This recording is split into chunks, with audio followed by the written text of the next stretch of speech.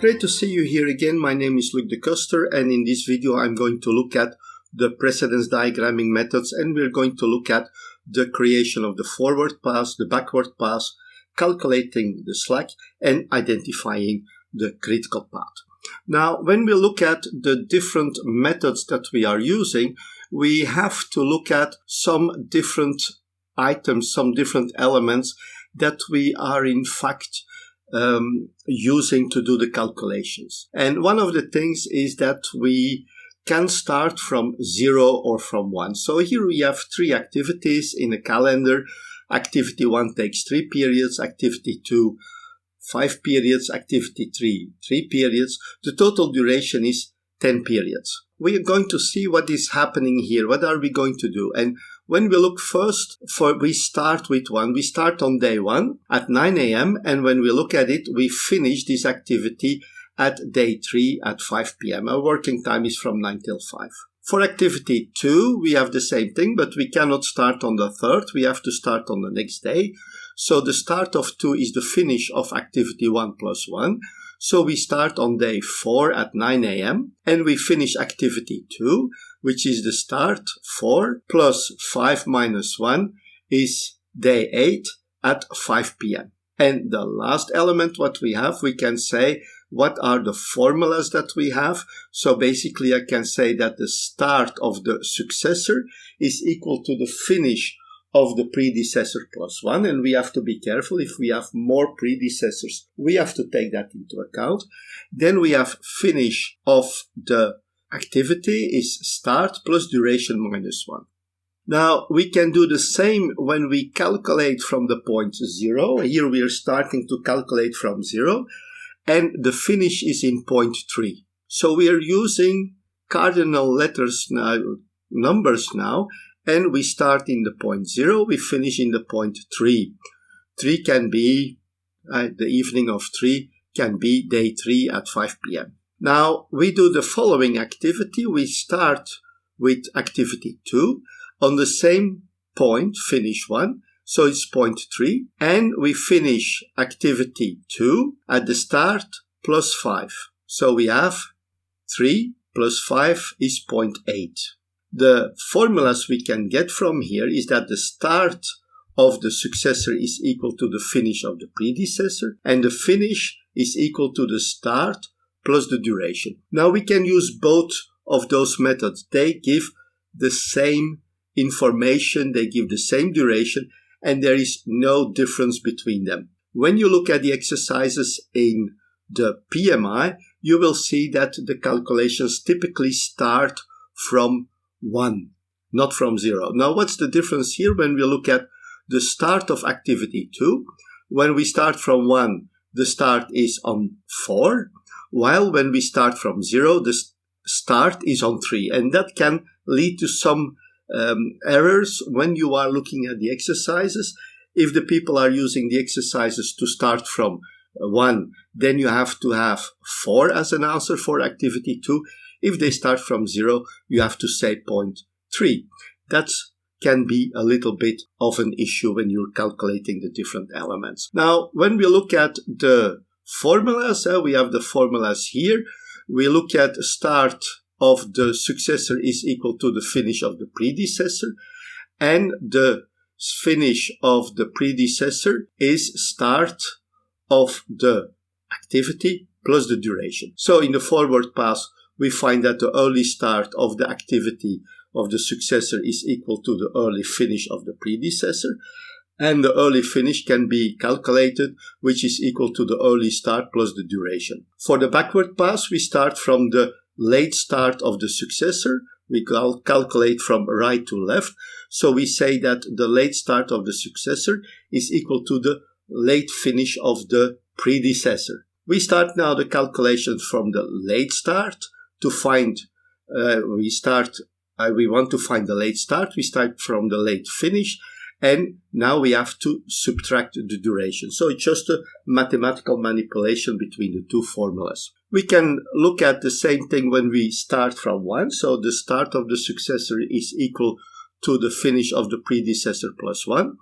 And when we try to find the finish of an activity, it's start plus the duration minus 1. So when we look at the forward pass formulas, we see that the early start of the successor is equal to the early finish of the predecessor plus 1. And the early finish of the activity is equal to the early start of the activity plus the duration minus 1. When we do the backward pass, we have to adjust the formulas because now we find the late start, starting from the late finish.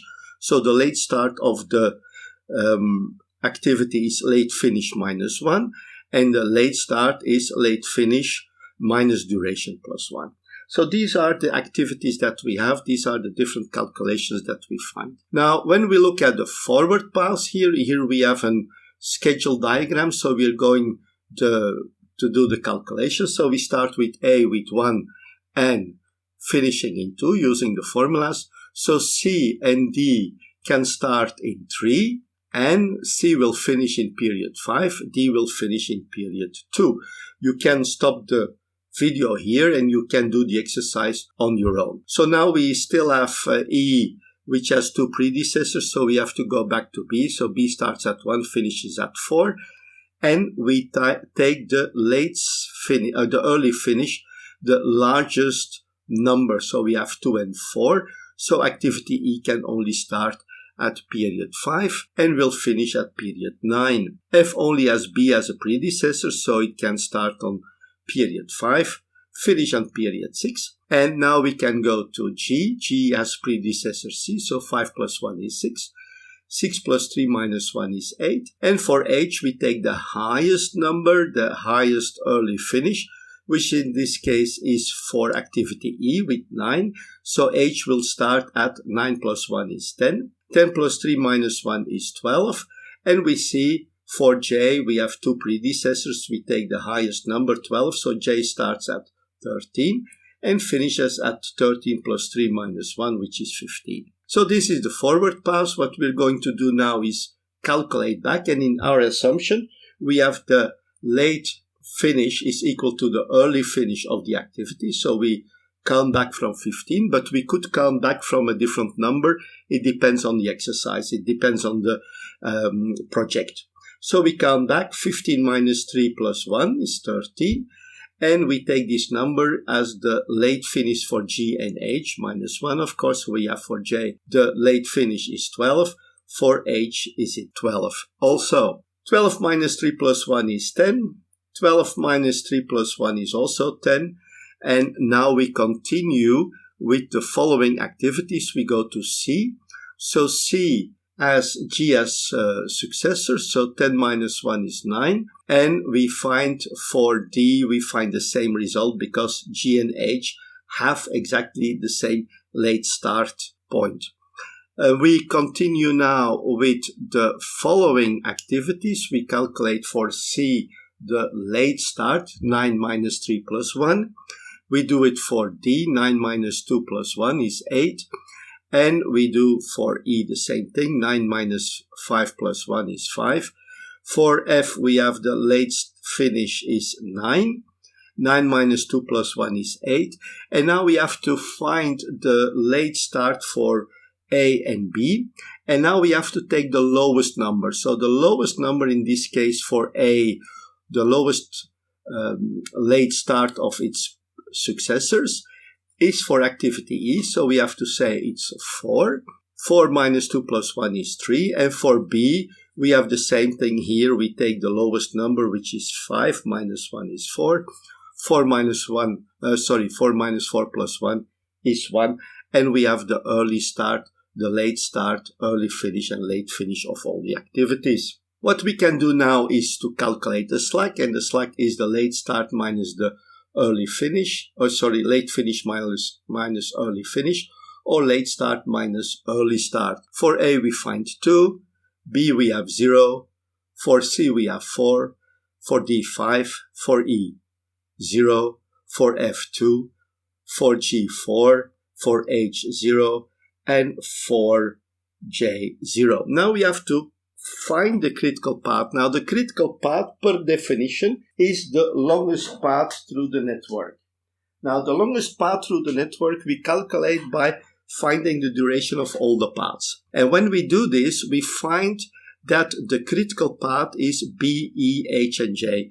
And the critical path in this case has slack equal to 0. Now, saying that the critical path is the path with the activities equal to 0 can be dangerous. Just imagine that we say that you can finish the project in, let's say, period 17 instead of 15, so you have 2 extra periods.